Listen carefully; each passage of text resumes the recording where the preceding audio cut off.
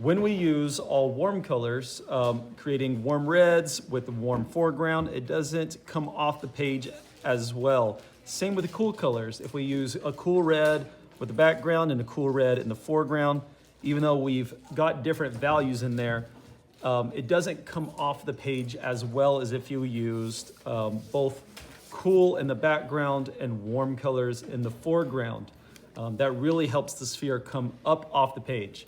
Once again, that's not always what you want. Sometimes you do want it to kind of to hide, but a lot of times your cooler colors will recede, and having that high contrast of this warm color, which is coming forward, having that high contrast also helps. The color on this looks slightly off on the screen, but hopefully you can kind of tell. Now, you can also see that on my finished one, we have this nice yellow haze that is here that is helping it separate from that dark background. And maybe I can get the colors to show up a little bit better, but I don't think they're going to. I think that's as good as we're gonna get. The way that I've done this is I've taken my dry piece that looks somewhat like this, and it just has white and pink right now. It has no yellow. And I've taken a warm yellow, and I've loaded my brush with it, and then I'm simply scrubbing off a lot of it. You can even take your scrap paper here and kind of scrub some of it off. And then I'm simply going to scrub some of that on like this.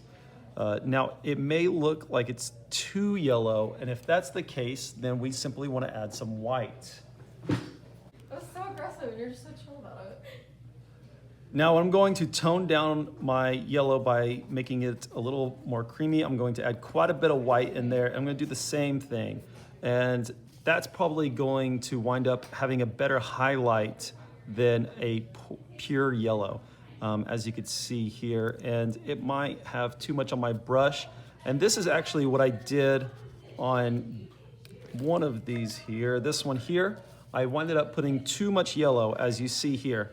And so what I winded up having to do is go back on top of that yellow with red, and it's left me with this nice ring of yellow that is around it. And although I think this looks great just like this, and it doesn't have this haze, I think I want to go in and add some of that haze. So I'm going to take some more of this white, and I'm going to brush it into that yellow. I'm going to brush some of it off, and I can tell it's still maybe too yellow, so I'm going to add a little bit more white, brush some of that off, and then I'm going to simply make that ring around it and brush it on. If you create a small haze even off of the sphere, sometimes that can add this luminous look where it's almost reflecting the light off that section, and it's coming up off of the sphere.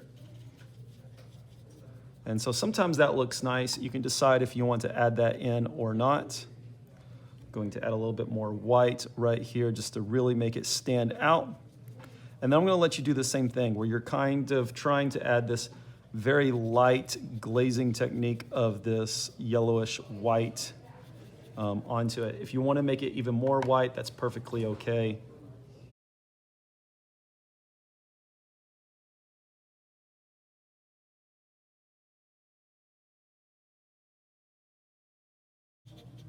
Okay, you're gonna do the same thing to yours. Try not to do like I did by adding too much yellow. We want it to creep out over here on the edges and really have that curved motion to where it's not straight across. You want it to be kind of spherical in that curve. And just let it kind of do that there.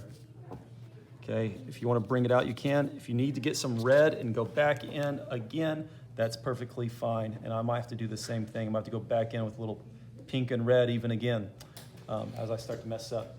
There you go. There's your lesson on how to create a shine onto the sphere.